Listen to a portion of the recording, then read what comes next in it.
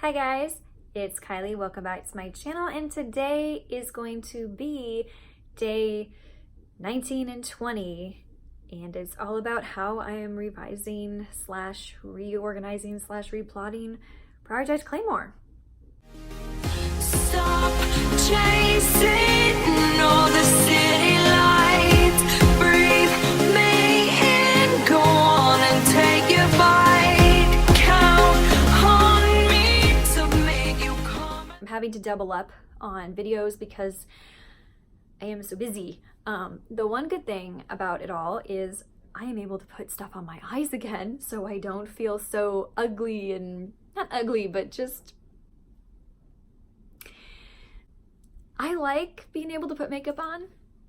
It's like one of those finishing touches that I just really enjoy, and when I can't wear it because my eyes feel like they're gonna fall out of my head or that I'm blinking sandpaper, it's really, really nice to be able to, you know, put things in my eyes again, and to know that it was not the palette, that the reds and the glitter, not the glitters, but the metallics in the palette that I got from Jeffree was not the cause. It was literally just allergies from going from zero Zyrtec to back to Zyrtec because post-tornado things got moved around. Allergies are still pretty interesting, but they aren't as bad, so that's great. So today is going to be part 2 of showing you guys how I'm going to like plot slash revise this novel. Part 1, as you saw, was all about breaking it down, the basics. So I definitely know what I want out of my characters now. I know the beginning, the middle, and the end. I know how I'm going to wrap it all together. It makes so much more sense. And as I have stated before, even though I had to write 40,000 extra words to get myself past that point, I now 100% know the direction of this book, and now I get to condense it. I get to condense it, and it's gonna be even better. And this is my process. This is the writing process. Everybody's process is different. This is just my experience, and I can only talk to my experience or tell you about my experience. So I'm a plotter through and through. This whole entire book series, the first 3 books were roughly plotted out. The first one was very fleshed out. When I changed it to the paranormal aspects, I did some previous plotting in my Preptober, as you saw, figuring out where everything is going to fit in, what's going to change, what has to be added, what elements need to be more forefront than the romantic suspense aspect. So now I am going back and pulling literal scenes that I would like to keep, scenes that I'm going to throw away, and scenes that I am going to rehash.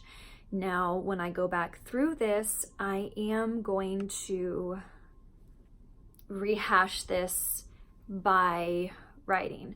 So the rest of NaNoWrimo, after I get this part of the process done, will be going through, and not handwriting like out like that, but it will be done typing by hand so that it is fresh, organic, and I'm just using my draft 6 as a reference point, as a very, very detailed outline. However, I just have to get it condensed. So what I plan to do is take my handy dandy notes, and I'm going to write, you know, what chapters I am keeping, what chapters I am going to move to the novella, what chapters I am going to toss or put in an archive to use later or just have on hand. And then I'm going to put obviously the rehash chapters and put notes down next to them. So that is going to take me a while. So that is going to be what I'm going to be doing the next few days. I'm going to be doing a little bit of that when I get home. My husband and I are going to go grab a burger because today is the first day that I have worked out hard in the last 2 weeks, because the last 2 weeks have been so crazy busy and a little bit of a low point mentally that I just had to work through. So yeah, we are going to be going through this, guys, and I'm going to show you the process. I'm going to kind of talk you through it, the reasons why I keep certain scenes, why I toss certain scenes, and how I know I need to rehash certain scenes. Again, this is just my process. This is how I feel like I have to do things for me, because I am very plot oriented and I am very, I need to know. I need to know my parameters and my boundaries and my rules. That way I can just play as much as I want and torture my characters as much as I want. So that is very important to me, so that I know everything. I even know things about my characters that will never go into the book, but I know that they don't like this or don't like that, because that will make them react differently to certain things and be a part of their character, their personality. So that is a basic intro rant on this second part of my revising / plotting / making a super detailed draft 6 outline moving forward. Again, this is the most drafts that I've ever done on a book, and I think it's been invaluable to do so many drafts. Usually I only do 3 to 4, 2 to 3, usually 3, and I will final a 4th. Like that'll be my 4th is my final. I usually have the first go around, and then I let my betas and myself tear it apart, do a bunch of rewrites, stick it back in, give it back to the betas, either get the yes or a no, and then I do a listening edit to it to make sure everything sounds right coming back to me from, I get a diction. I have a diction software that reads me it back, and it doesn't sound too robotic, so it's decent. Then I send it to my editor for round 1, then I get it back, there's another draft, and then I make those edits or changes that she's suggested, or we have conversations about it, and then I send it back for my second kind of final cleanup edit, and then I get it back, I final proof it, I format it, and then it goes. So knowing that I'm gonna have 7 drafts on this, plus my editor has already edited this book 3 times in the romantic suspense portion of it. So I know that my draft 6 is really clean, because I'm just adding in paranormal elements or different scenes, but I know that the surrounding scenes and dialogue and atmosphere around it is really clean. When I go back through and do this whole new thing, it's gonna need more, but I am willing to do that. I'm willing to pay the extra because I love my editor. She's fantastic. She's never led me astray. It's just something that you need to invest in. If you can't afford an editor at the beginning, get author friends, get writer friends, get grammar geek friends involved from the beginning, and kind of let them beta read for you and let them help you with that. That's great. That's a great starting point. But when you can finally afford an editor, a decent editor, and make sure you do your research on an editor, make sure they have credentials, make sure that they have backing from authors who say, yes, this person is legit, and make sure you aren't paying somebody who just likes to read arcs. And I'm gonna stop right there because I have lots of feelings on that, and I am done with Nano. I have 1 Nano.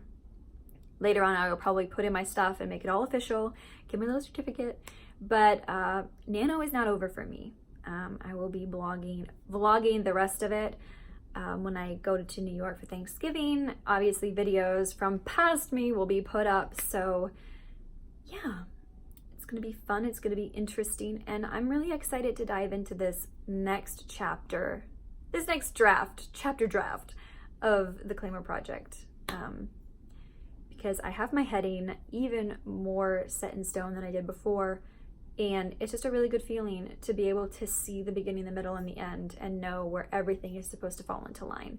And now it's just the act of actually making sure that they all fall into line, which means more words. So let's get started.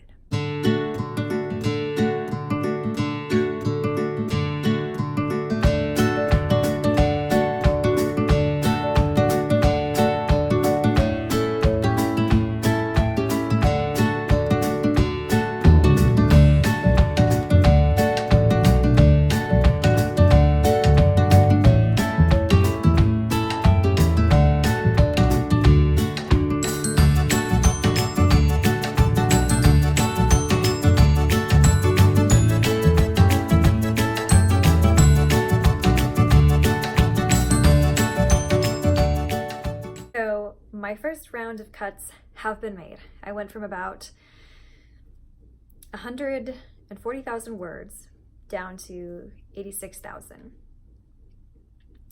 That's a lot of cuts, but that's between Project Claymore Project 1 and the Project Claymore 2 that I did begin thinking I was going to move on with it. So this is what my notes look like. So I have some notes on here that I don't really want people to see. So this is my day 1 cuts.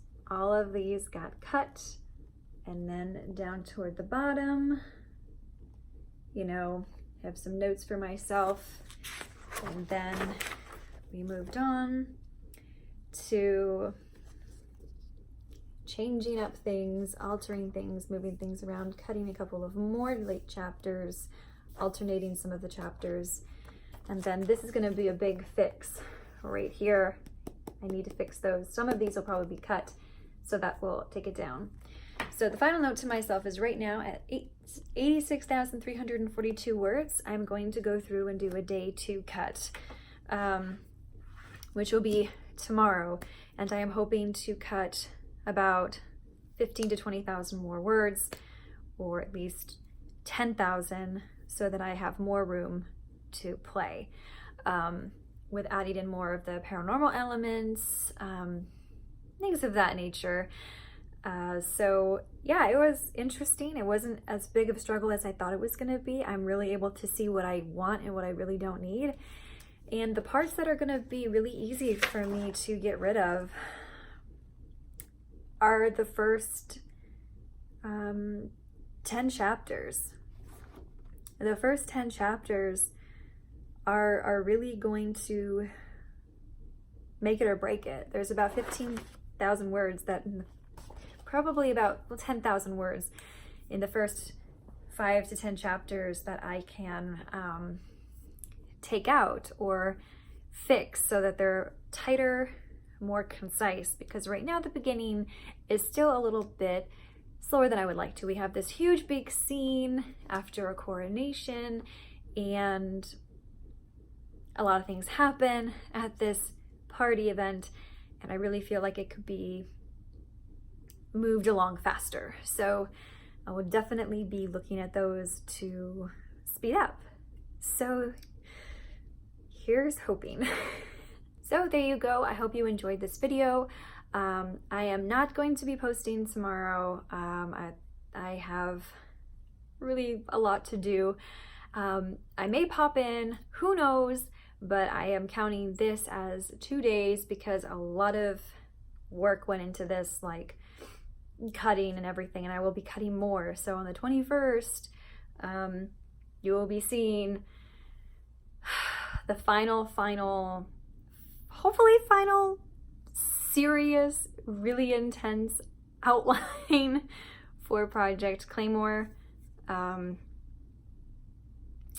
It's been a struggle, but it's been a fun struggle because, as I've said before again and again, I now know everything I want in this book, everything I want from this book, and now it is up to me to make that happen. So I will talk to you guys on the 21st. One love.